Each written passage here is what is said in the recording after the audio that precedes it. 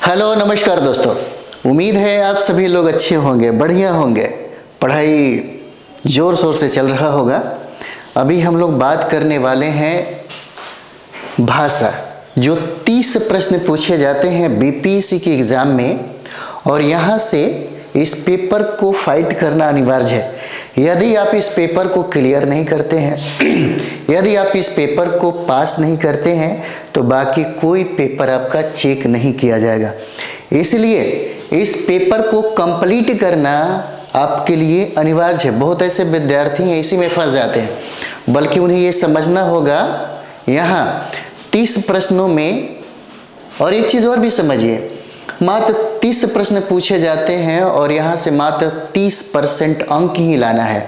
यानी कि 30 प्रश्न बनाते हैं, उसमें अगर 9 प्रश्न भी सही कर लेते हैं तो आप इस पेपर में मतलब फाइट कर जाते हैं, आप क्लियर कर जाते हैं।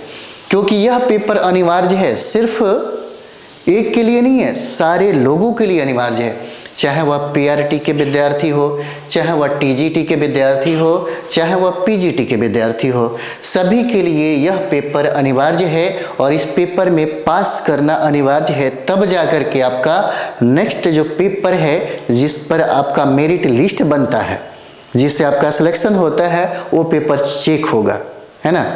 उस पेपर में रिजल्ट आएगा। तो चलिए हम लोग देखते हैं कि क्या क्या पढ़ना है। देखिए, इसको हम लोग 2 भागों में डिवाइड करके समझते हैं, है ना। 2 भागों में डिवाइड करेंगे। सबसे पहला हो जाता है आपका इंग्लिश, और दूसरा हो जाता है भाषा में या तो आप हिंदी लीजिए, नहीं तो बांग्ला लीजिए, नहीं तो उर्दू लीजिए। जिस विषय में आपका ज़्यादा समझ हो उसी विषय को चुनिए। जिस विषय में लगता है कि हम इस विषय में बेहतर कर सकते हैं कम मतलब स्टडी करके, तो आप वही विषय को चुनिए। तो हम लोग यहाँ पे हिंदी की बात करेंगे। हिंदी में हमें क्या क्या पढ़ना है। और यहाँ पर इंग्लिश में देखिए, इंग्लिश में जो पढ़ना है हमें, तो यहाँ इंग्लिश में अगर हम लोग देखें तो इंग्लिश में मात्र 8 ही प्रश्न पूछा जाता है ना। 8 प्रश्न पूछे जाते हैं, और भाषा में 22 प्रश्न पूछे जाते हैं। दोनों को मिला दिया जाए तो 30 प्रश्न हो जाता है, जिसमें 30% अंक लाना अनिवार्य है। यानी कि 9 अंक अगर लाते हैं तो आप इसमें फाइट माने जाते हैं ना। चलिए, सबसे पहले हम लोग बात करें इंग्लिश का। तो यहाँ से हमको पैसेज पढ़ना होता है, पैसेज। और पैसेज से 5 प्रश्न पूछे जाते हैं, पैसेज से 5 प्रश्न पूछे जाते हैं। उसके बाद आर्टिकल देखिए, तो आर्टिकल से 2 प्रश्न पूछे जाते हैं। आर्टिकल से यहाँ 2 प्रश्न पूछे जाते हैं।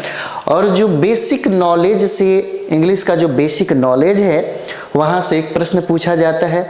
या अगर बेसिक नॉलेज से नहीं प्रश्न पूछा तो पार्ट ऑफ ए स्पीच पूछ सकता है, वहाँ से 1 प्रश्न पूछा जाता है ना। ये हो जाएगा आपका, ये पैटर्न है आपके एग्जाम का।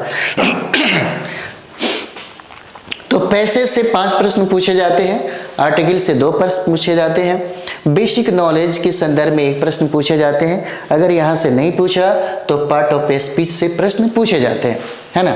उसके बाद देखिए, हिंदी में हम लोग बात करेंगे। तो हिंदी में पैसेज से प्रश्न पूछे जाते हैं, और सर्वाधिक जो प्रश्न है वह सर्वाधिक प्रश्न आपकी हिंदी व्याकरण से पूछे जाते हैं। यदि आप मैट्रिकुलेशन में हिंदी व्याकरण पढ़े होंगे तो मुझे नहीं लगता है कि आपको ज़रूरत पड़ेगा पढ़ने का, है ना। ज़रूरत नहीं पड़ेगा कि पढ़ा जाए। तो हिंदी व्याकरण गले में अजीब सा हो जाता है। हिंदी व्याकरण जो है ना, हिंदी व्याकरण। तो हिंदी व्याकरण में हमें वर्णमाला से प्रश्न पूछे जाते हैं, संधि से प्रश्न पूछा जाता है, संधि से, समास से प्रश्न पूछा जाता है, मुहावरा से प्रश्न पूछा जाता है, और विलोम से प्रश्न पूछे जाते हैं, है ना। पर्यायवाची से प्रश्न पूछे जाते हैं, रस और छंद से प्रश्न पूछे जाते हैं, साहित्य से प्रश्न पूछे जाते हैं। और हिंदी भाषा का जो विकास है, यहाँ से 1-2 प्रश्न पूछ लिए जाते हैं।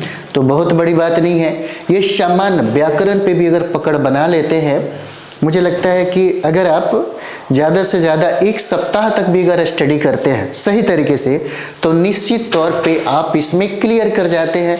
बहुत आसान है इन सब्जेक्ट को पकड़ना, और बहुत आसान है यहाँ से अंक लाना, है ना, बहुत आसान है।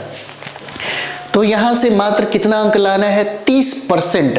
और 30% तो आप खेलते कूदते ला सकते हैं, कोई बड़ी बात नहीं है, क्योंकि विरासत रहा है। आप बिहार से अगर बिलोंग करते हैं, उत्तर प्रदेश से बिलोंग करते हैं, तो आपके सब्जेक्ट में इसको निहित किया गया है ना।